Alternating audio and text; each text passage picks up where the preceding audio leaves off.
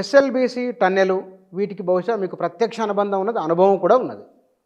అసలు ఈ ప్రమాదము జరగడానికి ముఖ్యమైన కారణం ఏమిటి? ఆ తర్వాత మిగతా విషయాలకు వెళ్దాం. ప్రమాదం అంటే ఏదో కొలాప్స్ ఏదైతే కూలిందో అది ఒక షియర్ జోన్. అంటే ఇప్పుడు మనము టనల్ అంటేనే ఒక రాతి దాంట్లో మనము కటింగ్ చేస్తుంటాం, హారిజాంటల్ డ్రిల్లింగ్. అంటే మనము బోర్ అంటేనేమో వర్టికల్ డ్రిల్లింగ్ అంటే అవును, నిలువు. ఇదేమో ఇది నిలువు డ్రిల్లింగ్ బోర్ది. అవును, ఇదేమో అడ్డం, అడ్డంగా తీసుకుపోయేటువంటిది ఇది కాకపోతే దీని యొక్క డయా 10 మీటర్లు, 10 మీటర్లు దీని డయా అన్నమాట, వ్యాసం. అయితే అది రాతిలో డ్రిల్లింగ్ చేసే టైం లోపల ఒక పొర లాంటిది, మట్టి పొర లాంటిది ఒక్కొక్కసారి వస్తుంటుంది అన్నట్టు. ఒకసారి మీటర్ రావచ్చు, 2 మీటర్లు రావచ్చు, 3 మీటర్లు రావచ్చు, 5 మీటర్లు రావచ్చు, 10 మీటర్లు రావచ్చు. తర్వాత మళ్ళీ హార్డ్ స్టార్ట్ వస్తుంది. 2 హార్డ్ స్టార్టాల మధ్యలో నలిగి ఉన్నటువంటి దాన్ని మనం షియర్ జోన్ అంటాం. అంటే మెత్తటి మట్టి అందులో నుంచి ఒక్కోసారి నీళ్ళు కూడా బాగా వచ్చేటువంటి అవకాశం ఉంటుంది.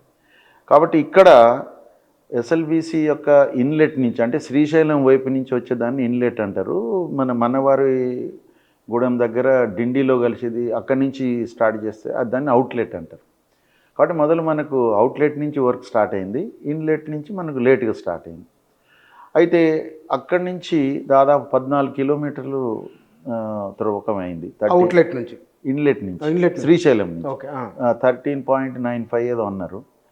అయితే అక్కడ జరిగింది ఏమైందంటే, ఒక 4 సంవత్సరాల క్రితం, అంటే 2019 ఆ ప్రాంతంలో వీళ్ళు చేస్తున్నప్పుడు ఆ షియర్ జోన్ టచ్ అయింది, ఆ మట్టి జోన్ టచ్ అయింది. టచ్గా లీకేజ్ స్టార్ట్ అయింది.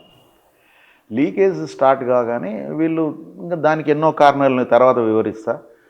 మనకు తర్వాత తెలుసుకున్నది ఏంటంటే టోటల్గా అది 8 మీటర్స్ ఉన్నదని. ఆ 8 మీటర్స్కు టోటల్గా వీళ్ళు డ్రిల్లింగ్ గ్రౌటింగ్ అనేది చేసి దాని తర్వాత జిఎస్ఐ వాళ్ళు కూడా దీనికి సర్టిఫై ఇచ్చిరని చెప్తున్నారు, కానీ ఎంతవరకు వాస్తవం తెలియదు. వాళ్ళు ఓరల్గా చెప్పినరా రిటర్న్ ఇచ్చిండ్రా తెలియదు. ఇప్పుడు మీరు you can go head with drilling అని వాళ్ళు చెప్తే వీళ్ళు స్టార్ట్ చేసినట్టుగా మొన్న ఫిబ్రవరి 14-15 నాడు స్టార్ట్ చేశారు. వారం రోజుల్లో దాదాపు ఒక 18 మీటర్లు కూడా డ్రిల్లింగ్ అయింది. 21 వరకు చేశారు. 22 ప్రొద్దున్నే ఏదైతే ఆ షియర్ జోన్ 8 మీటర్లో అది అక్కడ డ్రిల్ చేసేసి అక్కడ సెగ్మెంట్, అంటే లైనింగ్ సెగ్మెంట్స్, అంటే లైనింగ్ చేయాలి కదా, మళ్ళీ ముందలే ప్రికాస్ట్గా దాన్ని ఒక 7 భాగాల కింద, అంటే ఆ రౌండ్కు సరిపోని విధంగా 7 భాగాలుగా చేస్తారు. 7 భాగాలని కలుపుతారు అన్నమాట అందులో ఒకదానికోటి. అది కూడా దీని ఎమ్మడే ఉంటుంది, టీబీఎంనే ఉంటుంది వెనుకకు. అది కూడా అది ఆటోమేటిక్గా ఒక మొత్తం దాన్ని కవర్ చేసిండ్రు. అంటే టన్నెల్ యొక్క వ్యాసము 10 మీటర్లు కదా. అయితే ఈ సెగ్మెంట్స్ పెట్టడం వల్ల, లైనింగ్ సెగ్మెంట్స్ పెట్టడం వలన మనకు దానికి అది ఒక 0.4 మీటర్స్ అనమాట, 40 సెంటీమీటర్లు విడుతుంటుంది అది సెగ్మెంట్. ఇటువైపు 40 ఉంటుంది, అటువైపు 40 ఉంటుంది కదా, 2 రౌండ్కి తిరిగి, అంటే 0.8 తగ్గుతుంది. అంటే మనకు ఫినిష్డ్ టన్నెల్ 9.2 మీటర్స్ ఉంటుంది అన్నమాట, ముగింపు. డ్రిల్లింగ్ ఏమో 10 మీటర్లు చేస్తారు, ఫినిష్డ్ ఏమో 9.2 ఉంటుంది. వెనకకి రావాలంటే ఇక రాదు ఇక టన్నెల్, ఎందుకంటే 10తోని డ్రిల్ చేస్తేవి 9.2 అయింది కదా, వెనకకు రాదు, మిషన్ రాదు బయట. ఇక మళ్ళీ ఇవన్నీ తీసేస్తేనే వస్తుంది అది మిషన్. కాబట్టి వీళ్ళు ముందుకు వెళ్ళిపోయింది కదా. ముందుకు వెళ్ళిపోయిన తర్వాత ఆ 8 మీటర్లో ఉన్నటువంటి దాంట్లో మనకు ప్రాథమికంగా తెలిసిన విషయం ఏంటంటే, ఒక 2 సెగ్మెంట్లు, అంటే ఒక్కొక్కటి 1.5 మీటర్ ఉంటుంది విడుతు. అది రౌండ్గా పెట్టేది ఒక్కొక్కటి 1.5 మీటర్ విడుతుంటుంది. ఆ 1.5 మీటర్కు ఇంకో 1.5 మీటర్ అట్లా వేసుకుంటూ పోతారు అన్నట్టు. 2 సెగ్మెంట్లు కూలినాయని తెలిసింది. అంటే 3 మీటర్ల విడుతూ కూలిందని మొట్టమొదలు ఫస్ట్ డే నాడు, అంటే 22 మార్నింగ్ జరిగిన ఇన్సిడెంట్ అది. కానీ సబ్సిక్వెంట్గా ఇక మిగతావి కూడా కూలొచ్చు. ఆ మిగతా ఇంకా ఉన్నాయి కదా, 6 మీటర్లు ఉన్నది కదా ఇంకా సెగ్మెంట్, అది మన ఈ షియర్ జోను. ఆ షియర్ జోన్ కంప్లీట్గా కూడా కూలొచ్చు. కూలడానికి కారణం ఏంటంటే, ఇప్పుడు ఏదైతే వాటర్ వస్తున్నది కదా, ఇప్పుడు మనకు మొట్టమొదలు మనకు ఎన్కౌంటర్, అంటే ఫస్ట్ మనం ఆ షియర్ జోన్లోకి పోయినప్పుడు నీళ్ళు ఎన్ని వచ్చేదంటే దాదాపు 8,000 లీటర్లు నిమిషానికి ఒక్క నిమిషానికి 8,000 లీటర్లు వచ్చాయి. 8,000 లీటర్లు 8,000 లీటర్లు. అంటే పెద్ద నీళ్ళ ట్యాంకు. ఒక్క నిమిషంలో నిండుతుంది అది. ఒక్క నిమిషంలో నిండుతుంది. ఒక్క నిమిషంలో నిండుతుంది. అటువంటిది లాస్ట్కు 3,500కు వచ్చింది. అది 3,500కు తీసుకురా. వీళ్ళు దీన్ని ఏంటంటే ఒక ఇంటర్నేషనల్ ఎక్స్పర్ట్ని పెట్టి drilling and grouting, cement grouting లోపలికి పంపించారు అనమాట. దాన్ని ఆ పంపించడంతో ఏంటంటే కొంత కంట్రోల్ అయ్యి 3,500కి వచ్చింది. పూర్తిగా జీరో కాలేదు. అంటే మనకు తెలిసిన సమాచారం ఏంటంటే పూర్తిగా జీరో చేస్తే అది ఈ ప్రెషర్ ఇంకెక్కడి నుంచి అని వెళ్ళే అవకాశం ఉంటుంది. ఇక్కడి నుంచి పోనీయండి, క్లీన్ వాటరే వస్తుంది కదా అని వీళ్ళు ఏదో మరి ఏం చెప్పారు. వచ్చిన సీపేజ్కు మళ్ళీ దాన్ని డీవాటరింగ్ చేసే అరేంజ్మెంట్స్ అన్నీ చేసుకొని వీళ్ళు డ్రిల్ చేశారు. డ్రిల్ చేసుకుంటూ సెగ్మెంట్స్ వేసుకుంటూ ముందుకు వెళ్ళిపోయిన తర్వాత కూలిపోయింది.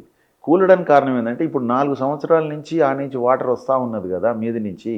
వచ్చినప్పుడు దాంతోపాటు ఆ మట్టితో పాటు నీటితో పాటు మట్టి కూడా వచ్చే అవకాశం ఉంటుంది కదా.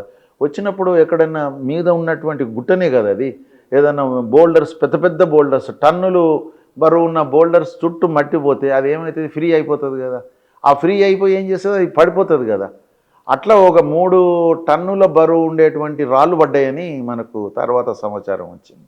ఆ రాళ్ళు డైరెక్ట్గా వచ్చేసి దేన్ని హిట్ చేస్తాయి, మన సెగ్మెంట్ అవి ఉన్నాయి కదా మిషన్ మీదనే సెగ్మెంట్స్ మనం అది మన డ్రిల్ చేసేవి. ఏది మనకు దీనికి సంబంధించినటువంటి దాన్ని 10 మీటర్స్ డ్రిల్ చేసేసి దాన్ని మళ్ళీ 0.4 థిక్నెస్తో ఉన్నటువంటి సెగ్మెంట్స్ ఫిక్స్ చేసినాం కదా, లైనింగ్ సెగ్మెంట్స్. ఆ సెగ్మెంట్ మీద పడుతుంది కదా వచ్చి మొదలు. అవి అంత బరువుని తట్టుకోలేక అవి క్రాక్ అయిపోయి ఇప్పుడు క్రాక్ కాగానే డైరెక్ట్గా రాళ్ళు వచ్చేసి టీబీఎం మీద పడ్డాయి అనమాట, టన్నల్ బోరింగ్ మెషిన్ మీద. టన్నల్ బోరింగ్ మెషిన్ 120 మీటర్లు ఉంటుంది. అయితే ఇప్పుడు ఆ షియర్ జోన్కి అవతల 18 మీటర్లు పోయింది. అది షియర్ జోన్ కలుపుకొని 8 మీటర్లు, ఇంకా అది కాక ఇంకో 10 మీటర్లు పోయింది. అయితే ఇప్పుడు అది ఎక్కడ మొదలు మనం పడ్డదంటే 15 నుంచి 18 మీటర్ల మధ్యలో మొదలు కూలింది. దాని తర్వాత 10 నుంచి 18 వరకు కావచ్చు అది, ఎందుకంటే షియర్ జోన్ మొత్తమే కూలిపోతే. సేఫ్గా ఉన్నది ఒక 10 మీటర్ల అవతలు ఉన్నది. అయితే ఎప్పుడైతే ఇది కూలిందో అప్పుడు 50 మంది వరకు అక్కడ ఉన్నట్టుగా మనకు సమాచారం. అందులో ఇటువైపు ఎవరైతే ఉండిరో అది పడుతూ ఉంటే కొంత బురదల నుంచి రావడం తప్పించుకొని వచ్చేసేసి బయటకు వచ్చేసారు. 42-46 మంది దానికో 8 మంది అటువైపు ఉన్నారు. వాళ్ళు అటువైపు కొంచెం ఫ్రీ ఉన్న వైపు ఉన్నారు. ఆ ఫ్రీ అంటే ఆ టన్నల్ మన మషిన్ వైపు ఉన్నారు. వాళ్ళు మషిన్ వైపు ఉండే వరకు ఏమైంది, అక్కడ వాళ్ళు ఇది పడే వరకు వాళ్ళు రాలేకపోయింది ఇటుగా, వాళ్ళు అటే అయ్యిండ్రు అన్నట్టు. ఇప్పుడు వాళ్ళని అక్కడ ఉన్నటువంటి వాళ్ళని తీసుకురావాలని ఇప్పుడు ఇవన్నీ ప్రయత్నాలు జరుగుతున్నాయి. అంటే వాళ్ళు సేఫ్గా ఉన్నారట ప్రాణాలకు ఎట్లా తెలుస్తుంది మనకి, ఇంతవరకు కమ్యూనికేషనే కాలేదు కదా, వాళ్ళతో కమ్యూనికేషనే కాలేదు కాబట్టి వాళ్ళ సేఫ్టీ అనేది. ఇప్పుడు నాకు ఒక అనుమానం ఏంటంటే 14 కిలోమీటర్లు చేస్తే 12 కిలోమీటర్ల వరకు అక్కడికి మన లోకోమోటివ్ వస్తున్నది, ట్రైన్లో తీసుకొస్తున్నట్టు. ఫర్దర్ పోవాలంటే ఆక్సిజన్ పెట్టుకొని వస్తున్నారు. ఈ నుంచి అక్కడికి పోవాలంటే ఆక్సిజను ఇవన్నీ పెట్టుకొని పోతే మరి అవతల ఉన్న పరిస్థితి ఏంది. అందులో ఇది ఎయిర్ డక్ట్ ఏదైతే ఉన్నదో అది అంతవరకు ఉంటుంది అది, కానీ ఎయిర్ డక్ట్ కూడా ఈ రాళ్ళు పడడంతో అది కూడా డ్యామేజ్ అయి ఉంటుంది కదా. అక్కడ వాళ్ళకు ఎయిర్ పోవడానికి కూడా చాలా మినిమం పాసిబిలిటీ ఉన్నది.